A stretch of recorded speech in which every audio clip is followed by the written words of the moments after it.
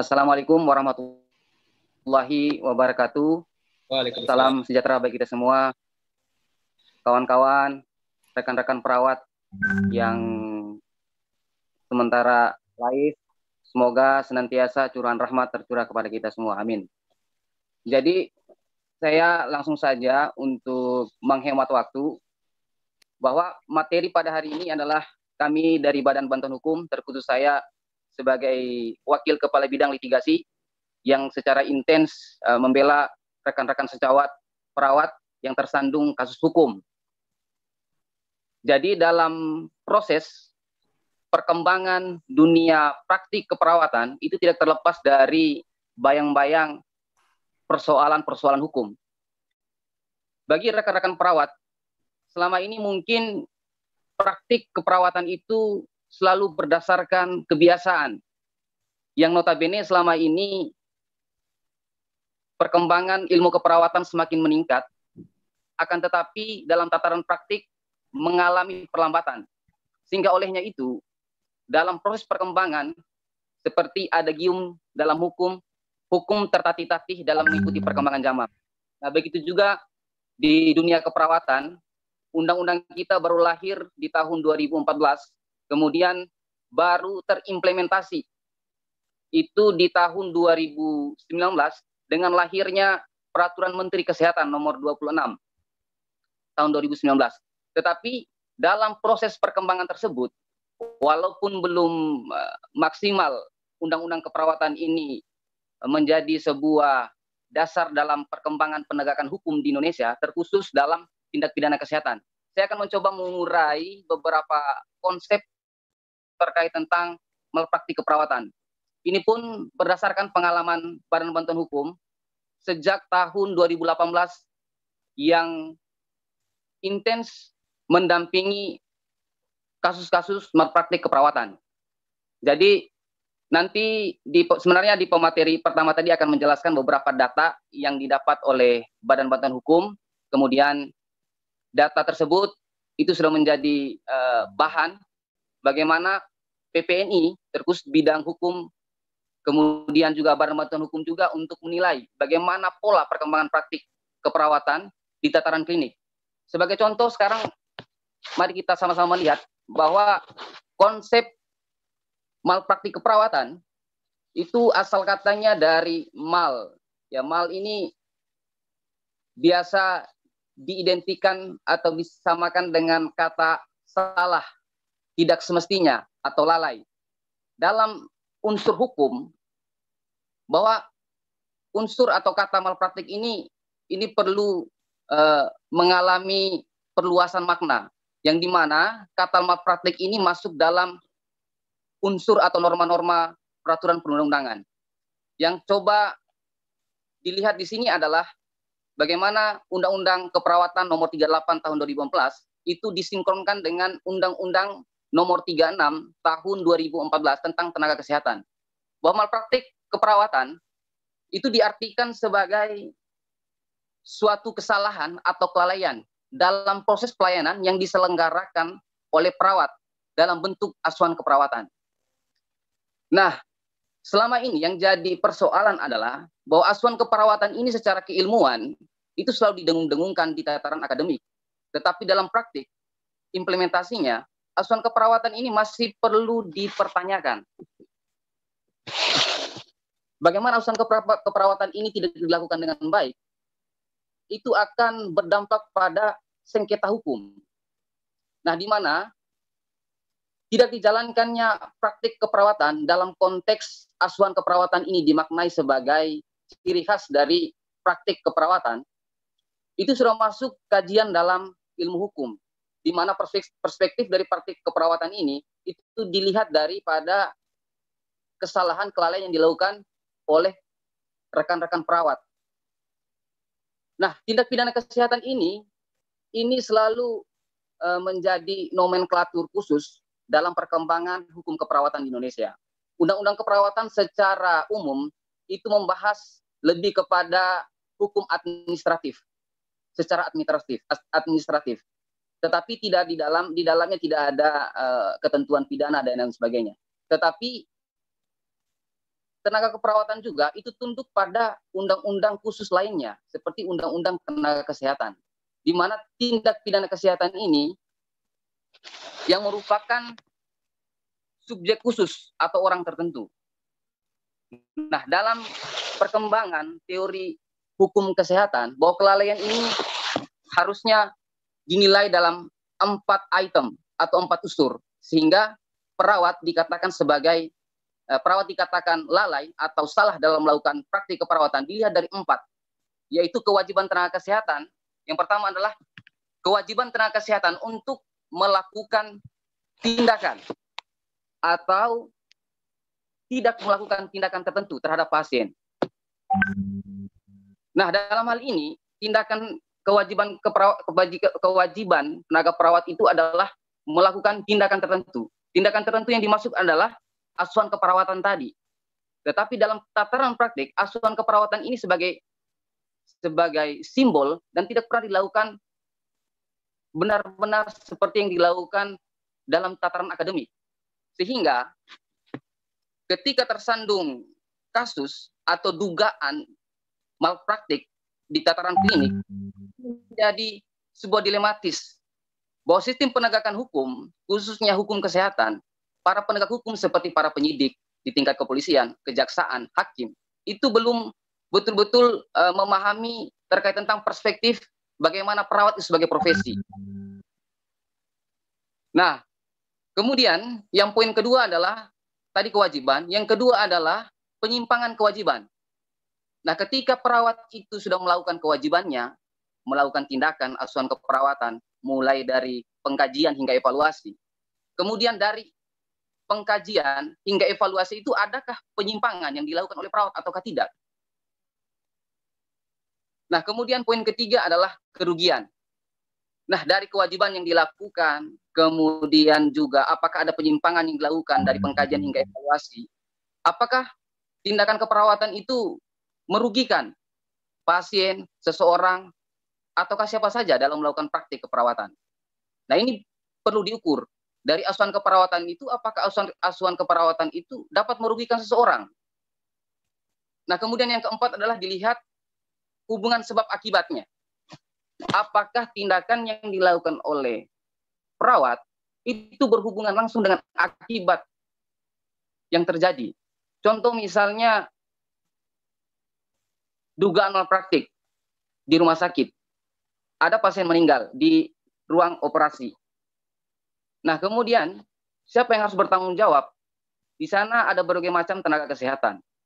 Nah, disitulah dilihat apakah ada tindakan keperawatan di dalamnya, apakah perawat melakukan asuhan keperawatannya, kemudian asuhan keperawatan itu apakah berakibat langsung atau berhubungan langsung dengan kematian atau terjadinya kerusakan organ terhadap akibat dari tindakan operasi tersebut. Nah, 4 item inilah yang kemudian dalam teori hukum kesehatan ini yang terus diagung-agungkan, kemudian terus dikembangkan. Tetapi pada kenyataannya di dunia peradilan ini sama sekali tidak dilirik dan tidak diperhatikan sama sekali terkait tentang perkembangan ini. Maka ini menjadi tantangan bagi tenaga kesehatan atau hukum kesehatan ke depannya. Nah, ini ada beberapa landasan hukum, saya kira ini hanya normatif saja dari Undang-Undang Dasar hingga terbitnya Peraturan Menteri Kesehatan nomor 26 tahun 2009. Nah, lanjut saja.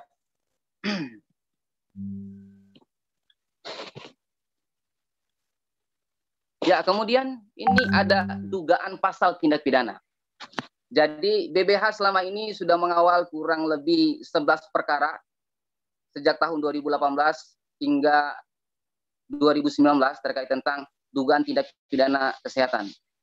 Nah, kategori perawat yang kesandung hukum itu 2 kategori, yaitu perawat yang statusnya sebagai sukarela dan perawat yang statusnya sebagai kontrak. Ini pola yang kemudian kami pelajari bahwa 2 jenis perjanjian kerja inilah yang menjadi selalu menjadi berhadapan dengan hukum. Ini ada pasal 84 ayat 1, ayat 2 Undang-Undang nomor 36 tahun 2014 tentang tenaga kesehatan.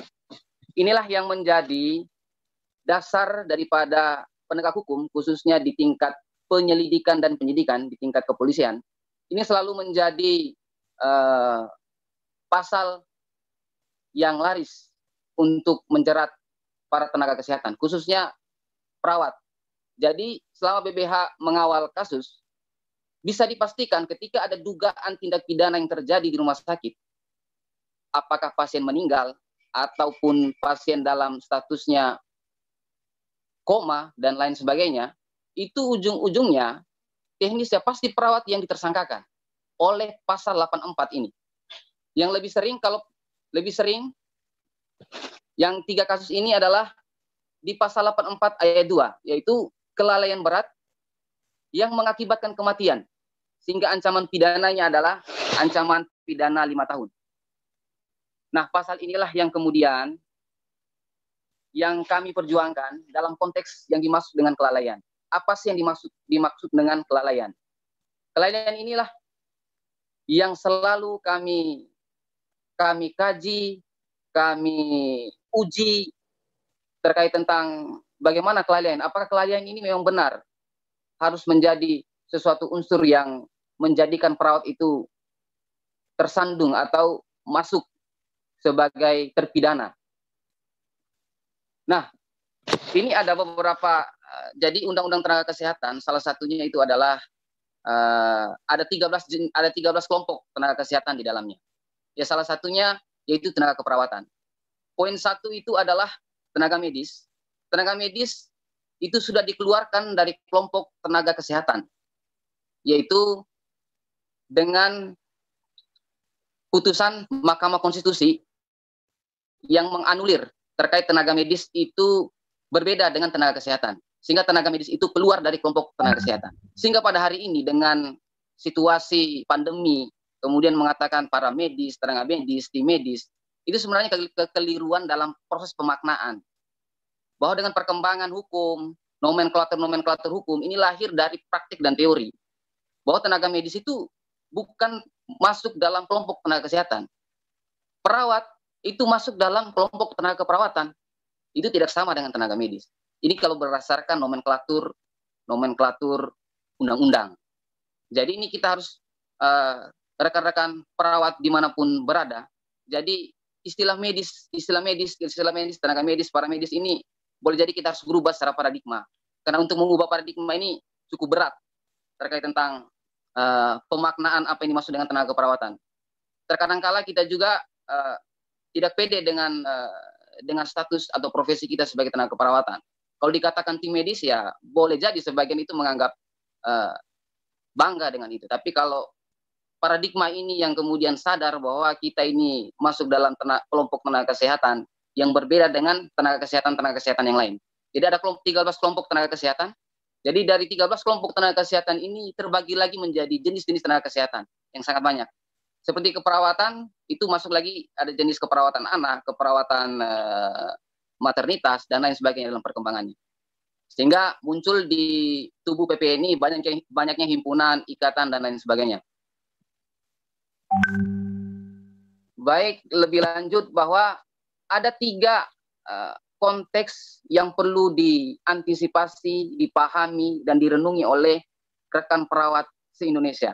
Yaitu terkait tentang pentingnya 3 konsep dalam Undang-Undang Tenaga Kesehatan, Undang-Undang Keperawatan nomor 38 pun juga, itu mensyaratkan ada 3 yang harus dipatuhi dalam praktik keperawatan. Yang pertama adalah terkait tentang standar prosedur operasional, yang dimana SPO atau SOP ini selalu kita dengar, kemudian juga selalu kita lakukan dalam konteks praktik. Boleh jadi secara urutan itu tidak dilakukan A sampai Z terkait tentang standar prosedur operasional ini. Tetapi paling tidak ada standar prosedur operasional yang dilakukan dalam konteks tatanan praktik. Nah, kemudian yang kedua adalah standar profesi. Jadi standar profesi ini, itu PPNI telah mengeluarkan 3 buku, yaitu standar diagnosis keperawatan, standar implementasi, sama standar luaran. Jadi standar profesi ini dibuat oleh organisasi profesi dan nanti akan disahkan oleh Kementerian Kesehatan. Tetapi sementara proses, tetapi paling tidak PPNI hingga hari ini itu sudah melakukan perubahan-perubahan untuk menjawab tantangan zaman ke depannya. Bahwa memang sangat penting standar profesi ini. Yang kemudian terakhir adalah standar pelayanan profesi. Jadi di mana standar pelayanan profesi ini sangat penting di seluruh tatanan rumah sakit, klinik, maupun tatanan praktik mandiri. Nah, dalam konteks ini pun juga masih belum mengalami peningkatan. Karena di mana ketika perawat berhadapan dengan hukum, standar-standar ini kemudian dipertanyakan. Adakah standar profesinya? Iya, ada standar profesi. Tahu tidak standar profesi? Iya, tahu. Tetapi begitu disuruh menjelaskan apa yang dimaksud dengan standar profesi. Contoh misalnya, ketika kita merawat luka, kemudian ditanya, apa standar profesinya kita melakukan perawatan luka? Standarnya itu dipertanyakan. Kemudian baru standar ilmiahnya, kemudian dijelaskan secara ilmiah dan lain sebagainya. Ini pun beberapa kasus itu tidak mampu dijawab oleh rekan perawat yang berhadapan dengan hukum. Antara dua kemungkinan, mungkin tersandung sementara tersandung kasus sehingga tidak mampu untuk menjelaskan. Yang kedua, boleh jadi memang selama ini yang dilakukan adalah faktor kebiasaan, bukan faktor ilmiah. Nah, di Undang-Undang Nomor 38 sendiri tentang keperawatan, hukum, apa yang dimaksud dengan hukum? Hukum itu persoalan hak dan kewajiban. Ketika ada hak dan kewajiban, itulah hukum. Nah, perawat pun dalam Undang-Undang 38 ada haknya. Itu salah satu haknya itu adalah di pasal 36 huruf A yang menyatakan bahwa memperoleh perlindungan hukum sepanjang melaksanakan tugas sesuai dengan standar pelayanan, standar profesi, dan standar prosedur operasional dan ketentuan peraturan perundang-undangan. Jadi 3 syarat konsep tadi yang di Undang-Undang Nomor 36 tahun 2014 tentang tenaga kesehatan, itu pun juga yang disyaratkan oleh Undang-Undang Keperawatan. Jadi ketika rekan-rekan perawat tidak memenuhi standar pelayanan, standar profesi, dan standar prosedur operasional, itu pasti akan terbukti melakukan malpraktik ketika tidak punya standar itu. Tetapi dalam hal ini, PPNI, apapun itu, ketika perawat, seperti saya ingat sekali kata Pak Ketua Umum, Bapak Hari Fadila, mengatakan bahwa sepanjang perawat itu melakukan tugasnya sebagai praktik keperawatan, ke pengadilan lagi pun kita akan melakukan proses pembelaan. Kurang lebih seperti itu bahasa untuk menggaungkan terkait tentang pasal 36 huruf A ini. Sehingga dalam konteks ini lebih khusus lagi Badan Bantuan Hukum yang lebih intens untuk menyampaikan atau melakukan pembelaan-pembelaan ketika ada rekan-rekan sejawat yang tersandung hukum. Kemudian kewajiban perawat adalah apa? Nah, ini terkadang kala juga kewajiban-kewajiban perawat tidak pernah terdokumentasi dengan baik. Contoh persoalannya lebih dekatnya adalah terkait tentang kode etik. Kemudian standar pelayanan keperawatan, standar profesi. Ini pun juga boleh jadi buku-buku standar diagnosis keperawatan itu juga di tataran praktik belum juga terdistribusi dengan baik. Apakah belum terdistribusi dengan baik, ataukah rekan perawat sendiri yang belum mengupdate-nya? Jadi memang sangat penting terkait tentang standar ini. Jadi rekan-rekan perawat dimanapun berada, bahwa standar yang dilakukan dibuat oleh PPNI itu tolong dimiliki. Karena itu sebagai bahan uji ketika ada dugaan tindak pidana yang dilakukan. Atau ada dugaan-dugaan malpraktik yang dituduhkan terhadap rekan-rekan perawat ketika menjalankan praktik profesi.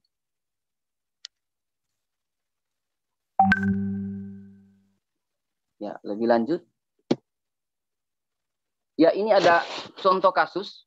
Jadi, saya kira rekan-rekan perawat dimanapun berada, boleh jadi ada rekan-rekan perawat yang berasal dari Lampung, mungkin sudah familiar, bahkan rekan-rekan sejawat sekalian pun juga sudah familiar dengan pemberitaan terkait tentang perawat J yang tersandung kasus hukum, yang melakukan praktik keperawatannya sederhana, hanya melakukan pembersihan luka sederhana.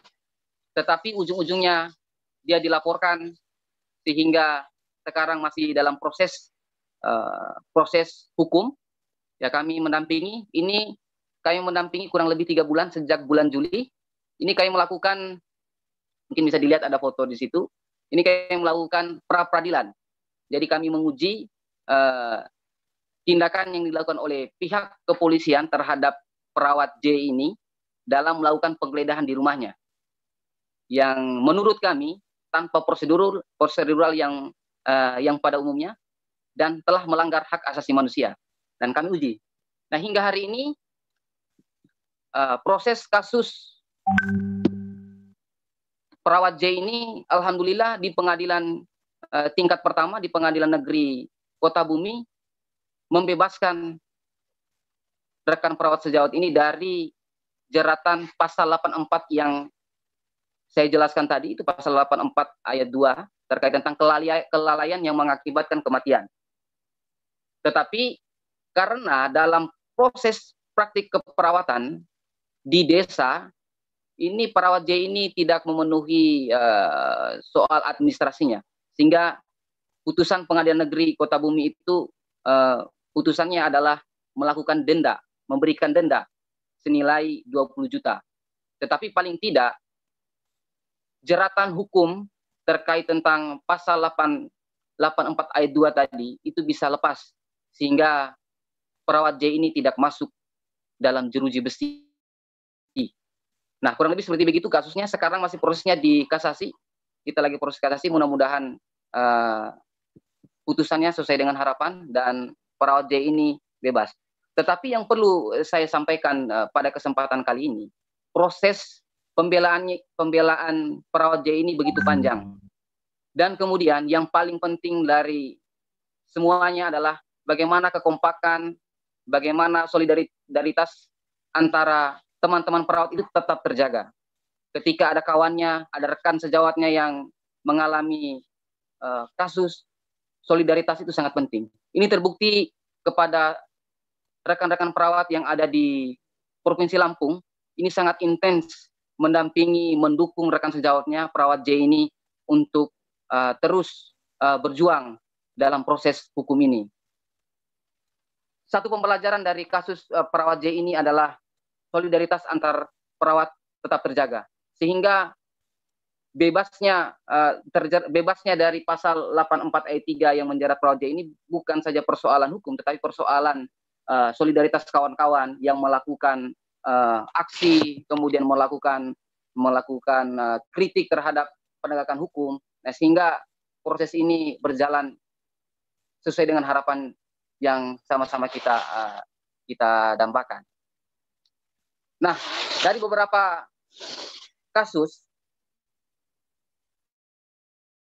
yang paling mencuat itu adalah kasus perawat J yang sangat viral di mana-mana dan sebagainya. Ada juga perawat di Aceh Barat, di Melabo, itu juga tersandung kasus dugaan tindak pidana kesehatan yang sementara ini juga prosesnya masih proses kasasi. Jadi dari beberapa kasus itu mungkin dalam kesempatan ini karena waktu tidak akan mungkin kami akan menjelaskan secara detail bagaimana prosesnya, kemudian bagaimana pembelaannya, bagaimana advokasinya. Tetapi paling tidak ada beberapa kasus ini kami menemukan pola. Kami menemukan pola bagaimana perawat itu sampai terpidana. Ini saya akan menjelaskan sedikit proses pembelaan sebelum proses hukum. Jadi ada sebelum proses hukum itu ada dugaan yang berasal dari penerima jasa, dalam hal ini pasien. Kemudian ketika ada dugaan berarti ada laporan ke pihak kepolisian. Nah, di sini diujilah yang dijelaskan tadi bahwa ada 3 konsep itu, yaitu standar profesi, standar pelayanan, dan standar operasional. Ketika standar ini tidak terpenuhi, maka perawat itu pasti dinaikkan tingkatannya menjadi tersangka. Kemudian yang paling penting adalah secara administratif, yaitu perawat yang memiliki izin praktik, yang mau tidak mau, suka tidak suka, bahwa STR, SIP itu menjadi bahan yang sangat penting ketika rekan-rekan perawat itu akan melakukan praktik. Nah, ketika belum ada surat izin atau STR, saran saya mending untuk tidak di pelayanan untuk sementara. Karena pengalaman beberapa kasus di Aceh itu adalah salah seorang mahasiswa yang baru lulus uji kompetensi dan kemudian diterima bekerja di salah satu rumah sakit daerah, dan ujung-ujungnya ketika ada tersandung dugaan malpraktik, ya rekan perawat kita ini langsung ditersangkakan karena itu tadi persoalan administrasinya tidak memenuhi. Nah, itu dari proses sebelum proses peradilan. Jadi paling tidak poin-poin pentingnya itu tadi adalah soal standar, kemudian soal izin. Nah, bagaimana ketika proses itu sudah berlanjut? Katakanlah tidak ada standar, tidak memenuhi standar praktik pelayanannya, tidak memenuhi standar operasional, tidak melakukan, kemudian tidak SIP. Nah, proses pembelaannya adalah kita tetap melakukan pembelaan. Karena dalam hal ini dia melakukan atas nama perawat, kemudian praktik. Boleh jadi yang dilakukan itu adalah sudah memenuhi standar. Hanya persoalan standarnya tidak dijelaskan bagaimana standarnya. Nah, sehingga sangat penting ketika ada kasus atau dugaan malpraktik di salah satu tatanan pelayanan, paling tidak tingkat komisariat atau rekan-rekan perawat itu sudah mengetahui bahwa ketika ada dugaan itu harus hati-hati. Dan yang paling pertama yang harus dihubungi adalah PPNI komisariat untuk sama-sama mengawal. Nah, selama ini beberapa kasus, memang BBH, kalau ada yang mengkritik bahwa BBH ini, Badan Bantuan Hukum ini seperti pemadam kebakaran, ya kritik itu boleh jadi ada benarnya. Karena selama ini proses yang dilakukan di tingkat daerah, itu sangat lamban progresnya untuk sampai ke pusat. Tetapi dalam perkembangan teknologi yang secanggih ini, saya rasa persoalan prosedural, kemudian administrasi itu sangat cepat. Nah, ini sangat penting ketika ada berhadapan, kemudian perlunya konsultasi dan segera untuk melakukan tindakan. 5 menit lagi, Pak Fendi. Oh ya, baik. Lagi, Pak. Nah, ini terakhir. Memang proses malpraktik keperawatan dalam konteks perspektif tindak pidana kesehatan ini masih banyak tantangan ke depannya. Jadi BBH sendiri selama ini juga melakukan proses pembelaan itu sangat banyak tantangan dan problematika yang terjadi. Yang pertama adalah yang dapat kami simpulkan dari beberapa kasus bahwa dalam proses penegakan hukum sangat minimnya pendekatan peraturan khusus dalam menangani dugaan tindak pidana kesehatan terhadap perawat. Terutama di pihak kepolisian, di pihak Polres, ataukah di pihak Polsek, itu soal perawat atau undang-undang keperawatan, perspektif atau dalam hukum asas namanya lex specialis derogat legi generali, artinya peraturan khusus harus diutamakan dibandingkan peraturan umum. Nah, ini yang belum sampai ke para penegak hukum, sehingga ketika ada dugaan praktik keperawatan itu langsung ditersangkakan karena menggunakan pendekatan pidana umum. Nah, contoh misalnya ada kematian, itu menggunakan tindak pidana umum terkadang. Nah, kalaupun ada itu kemudian itu setelah diberitahu kemudian dilakukan keberatan dan lain sebagainya. Nah, yang terakhir adalah ke depan perkembangan hukum keperawatan itu yang selalu diagung-agungkan sekarang dan harus dikembangkan itu terkait tentang penegakan etika keperawatan. Nah, kami juga Badan Bantuan Hukum mendorong juga Majelis Etik Keperawatan Indonesia untuk lebih intens menegakkan etik keperawatan. Ini terbukti di beberapa kasus. Kami sudah mendorong Majelis Etik untuk segera melakukan sidang etik kepada perawat-perawat yang terduga melakukan tindak pidana kesehatan. Di Lampung kita lakukan uji. Kita lakukan sidang etik. Tetapi sidang etik itu terakhir dilakukan, sementara prosesnya sedang berjalan. Tetapi itu tetap kami jadikan sebagai acuan dalam proses pembelaan. Bahwa etik sekali lagi, ini sangat penting dalam perkembangan hukum keperawatan ke depannya. Dan terakhir sekali adalah praktik profesional keperawatan yang baik harus didukung oleh pelindungan hukum yang baik pula. Mungkin itu saja yang dapat saya terangkan dalam beberapa waktu ini. Mungkin akan lebih intens di diskusi untuk mendengarkan apa-apa yang perlu kami tanggapi ataupun kritik dan ataupun pertanyaan. Terima kasih, saya kembalikan ke Bapak Irwin